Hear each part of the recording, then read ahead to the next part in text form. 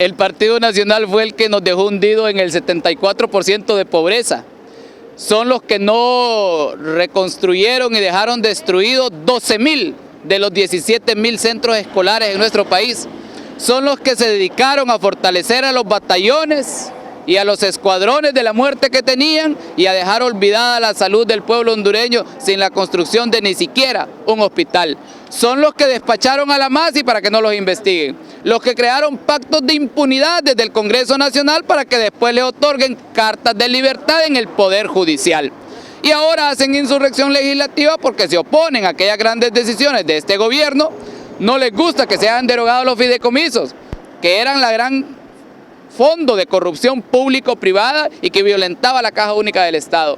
Les estorba que se hayan derogado o que se hayan renegociado mejor más de 18 contratos de energía eléctrica. Les estorba que se haya ido la EEH y quieren regresar a la privatización a esa empresa estatal. Les estorba hablar de la ley de justicia tributaria porque toca los intereses de los grandes empresarios que han abusado y han hecho actos de corrupción a través de las exoneraciones y exenciones fiscales. Y ahora montan esa insurrección porque quieren que siga su amigo, el fiscal Chinchilla, en el Ministerio Público, protegiéndolos de todas las investigaciones que están pendientes de concluir. El pueblo hondureño el 29, el martes, les va a decir a ese Congreso Nacional que se tiene que elegir un nuevo fiscal general y un nuevo fiscal adjunto.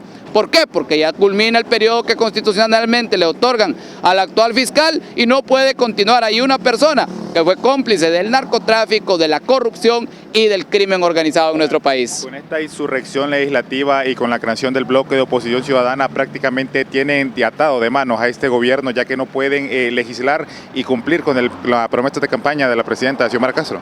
Eso no es ningún bloque de oposición ciudadana.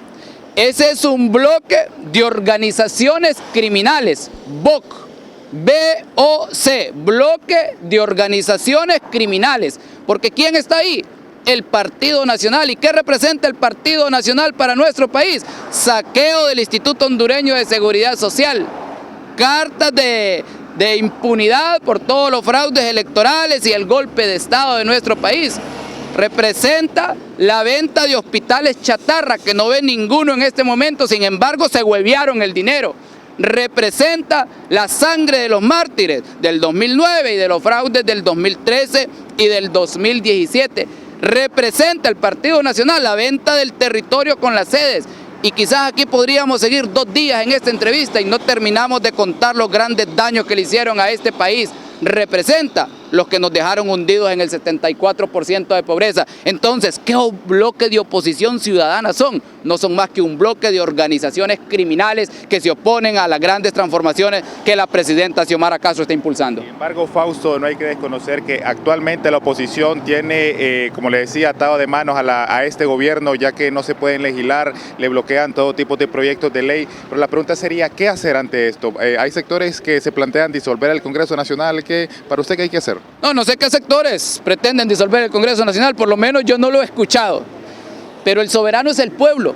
Los diputados y diputadas están en ese Congreso Nacional obedeciendo a un mandato que le da el pueblo en las urnas.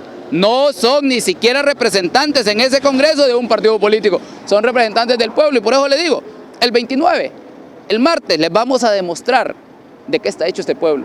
Como la presidenta nos dice, nunca olvidemos que somos resistencia.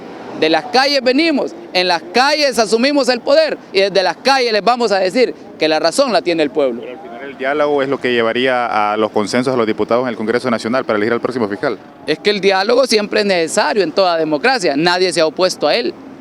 Fíjense que aquí decían antes de la elección de la Corte Suprema de Justicia que era imposible que 3 partidos políticos se iban a poner de acuerdo para elegir a los 15 magistrados.